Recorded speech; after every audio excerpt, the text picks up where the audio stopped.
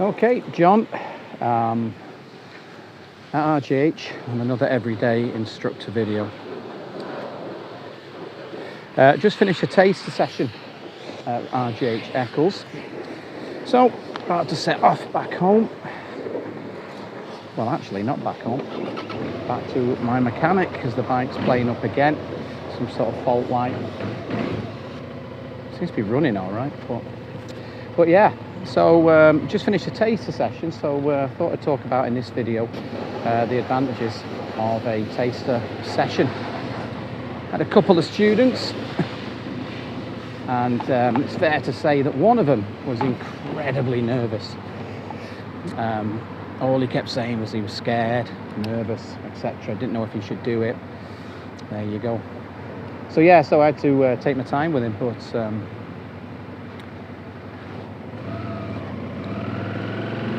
over time I managed to get him pretty much up to CBT standard.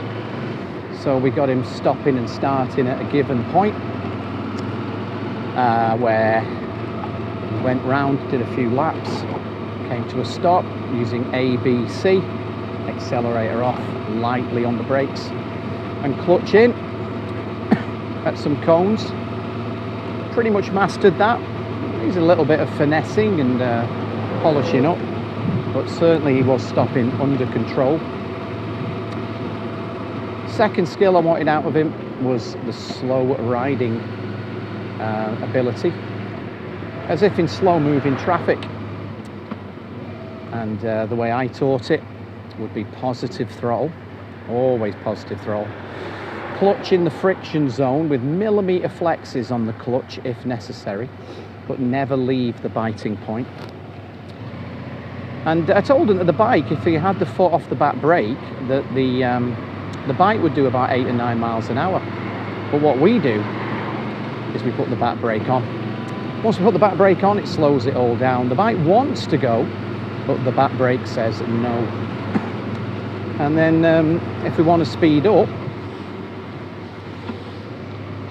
all we do is not adjust the throttle or the clutch, we just lift the back brake, and that 9-mile-an-hour potential gets delivered to the back wheel, making the bike go faster.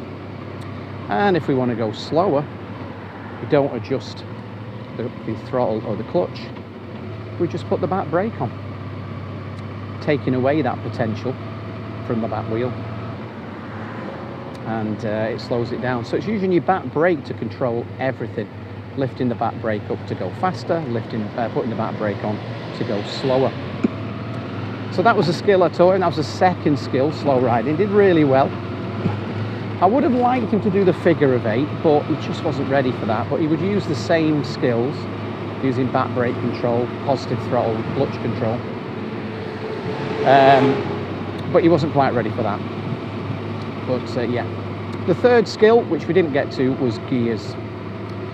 Changing up into second, then down into first, then up into second. Now, he got 2 out of 3 with a little bit of polishing needed. So really, when he turns up for his CBT, he's now going to be more prepared than he would have been without the taster session.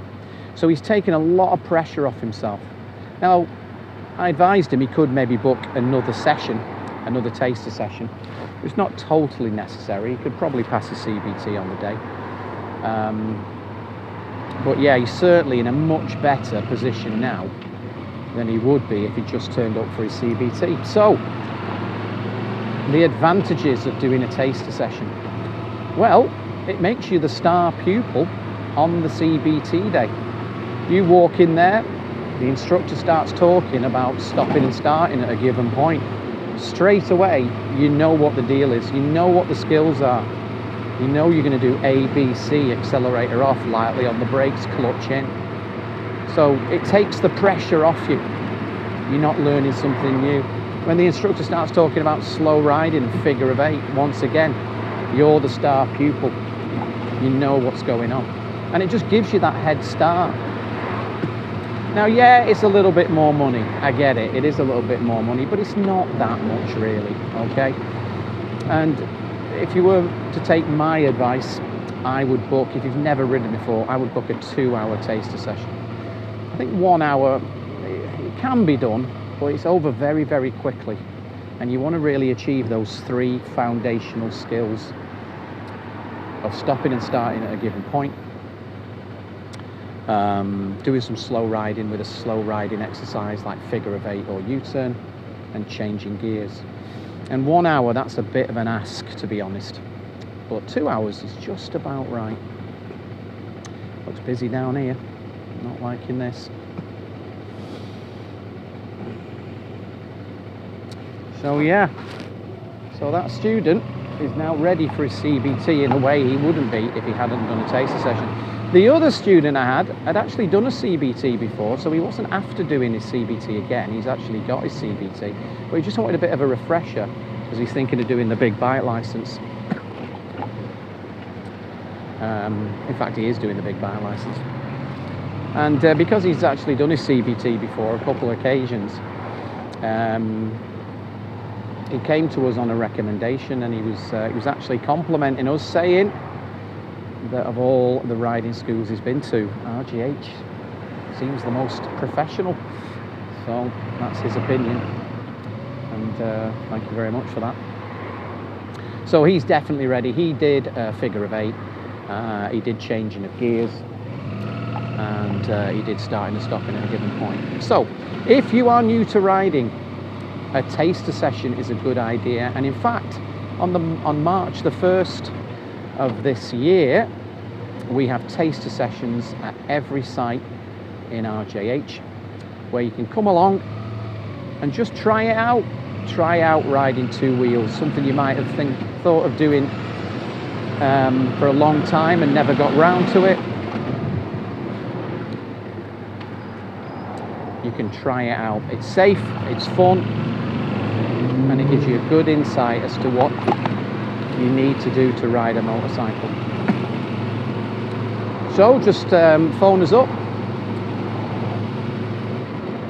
or book online and start your motorcycle adventure.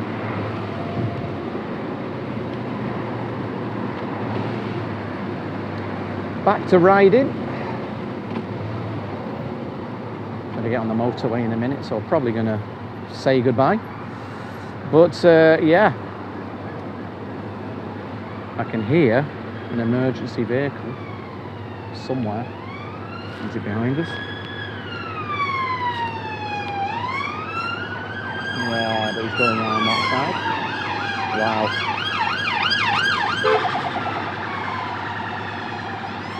Bit of excitement at the end of this everyday motorcycle instructor video.